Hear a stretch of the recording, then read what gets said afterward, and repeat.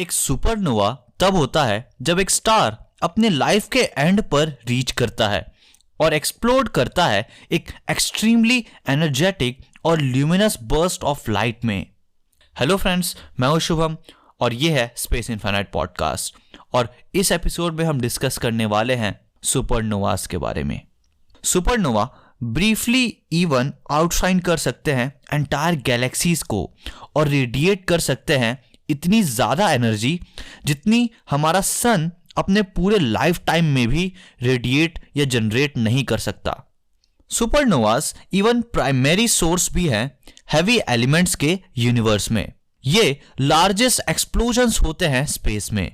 Various civilisations ने record किए थे सुपरनोवे इवन टेलीस्कोप के इन्वेंशन से भी कई सेंचुरीज पहले, जैसे कि हमारी वैदिक सिविलाइजेशन ने। फ्रेंड्स, क्रैब नेबुला जो आर्ग्यूबली सबसे फेमस सुपरनोवा है, वो फर्स्ट टाइम स्पॉट किया था चाइनीज और कोरियन एस्ट्रोनॉमर्स ने, जिन्होंने रिकॉर्ड किया था इस स्टार एक्सप्लोजन को उनके रिकॉर्ड्स में 1054 में।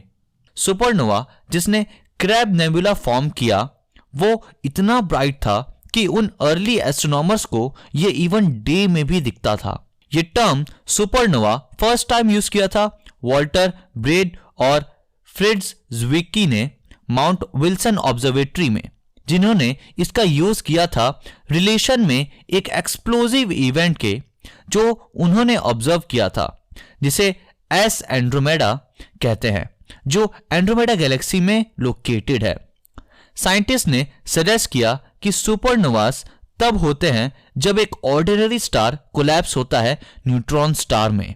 एक मिल्की वे की साइज की गैलेक्सी में ऑन एवरेज एक सुपरनोवा अकर होता है हर 50 इयर्स में।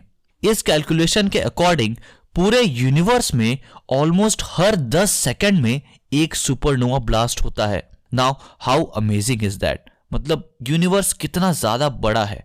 अबाउट 10 मिलियन ईयर्स पहले एक क्लस्टर ऑफ सुपरनोवे ने क्रिएट किया द लोकल बबल, जो कि एक 300 light years long peanut shaped bubble है गैस का इंटरस्टेलर मीडियम में, जो हमारे सोलर सिस्टम को सराउंड करता है।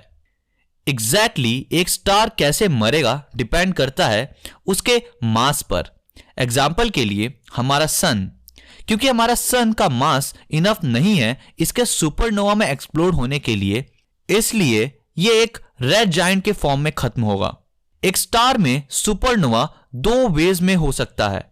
टाइप 1 सुपरनोवा, जिसमें स्टार एक्यूमुलेट करता है मैटर नियर बाय नेबर से अंटिल एक रनअवे न्यूक्लियर रिएक्शन इग्नाइट नहीं होता। वहीं टाइप 2 सुपरनोवा तब होता है जब स्टार का न्यूक्लियर फ्यूल खत्म हो जाता है और स्टार अपनी ही ग्रेविटी से कोलैप्स हो जाता है। टाइप 1 सुपरनोवे लैक करते हैं हाइड्रोजन सिग्नेचर उनके लाइट स्पेक्ट्रा में, और जनरली ऐसा माना जाता है कि ये ओरिजिनेट होते हैं वाइट ड्वार्फ स्टार से एक क्लोज बाइनरी स्टार सिस्टम में। जैसे जैसे कंपेनियन स्टार का गैस एक्यूमुलेट होता है वाइट ड्वार्फ पर, वैसे वैसे white dwarf star progressively compress होता जाता है और इवेंचुअली स्टार्ट होता है रनअवे न्यूक्लियर रिएक्शन स्टार के अंदर, जो लीड करता है एक कैटेक्लिज्मिक सुपरनोवा आउटबर्स्ट में। एस्ट्रोनॉमर्स भी टाइप 1A सुपरनोवा का यूज करते हैं एज स्टैंडर्ड कैंडल्स मेजर करने के लिए कॉस्मिक डिस्टेंसेस। इसके अलावा टाइप 1B और 1C सुपरनोवा कोर कोलैप्स से फॉर्म होते हैं टाइप 2 सुपरनोवा की तरह, लेकिन ये स्टार्स अपना most of outer hydrogen layer lose कर चुके होते हैं, इसलिए ये टाइप 1B और टाइप 1C सुपरनोवा की कैटेगरी में आते हैं।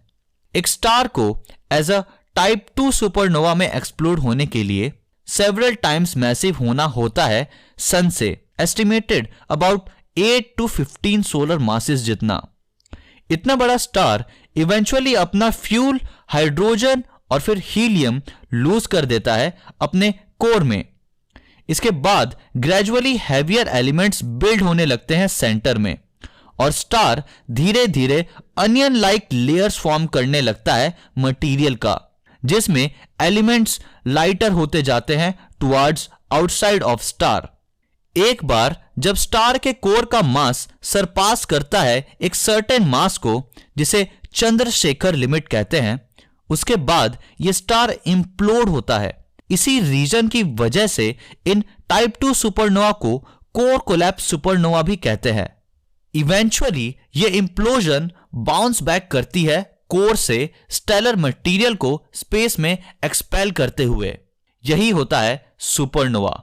इसके पीछे बचता है एक अल्ट्रा डेंस ऑब्जेक्ट, यानी कि एक न्यूट्रॉन स्टार, जो कि एक सिटी साइज्ड ऑब्जेक्ट होता है जो पैक करता है मास इक्विवेलेंट टू सन के मास के एक स्मॉल स्पेस में। टाइप 2 सुपरनोवा के सब कैटेगरीज को क्लासिफाई किया जाता है बेस्ड ऑन उनके लाइट कर्व्स, जो डिस्क्राइब करता है कि कैसे लाइट की इंटेंसिटी चेंज होती है ओवर टाइम। एक टाइप 2L सुपरनोवा की लाइट डिक्लाइन करती है स्टेडिली एक्सप्लोजन के बाद, वहीं एक टाइप 2P सुपरनोवा की लाइट स्टेडी रहती है एक लॉन्गर पीरियड ऑफ टाइम के लिए डिमिनिश होने से पहले। ये बोथ टाइप्स के सुपरनोवा में हाइड्रोजन का सिग्नेचर होता है इनके स्पेक्ट्रा में, इसीलिए ये टाइप 2 की सब कैटेगरीज में आते हैं। स्टार्स जो और ज्यादा मैसिव होते हैं, अराउंड 20 to 30 सोलर मासेस जितने, ये स्टार्स एक सुपरनोवा में एक्सप्लोड नहीं होते। इंस्टेड ये कोलैप्स होते हैं और फॉर्म करते हैं ब्लैक होल्स।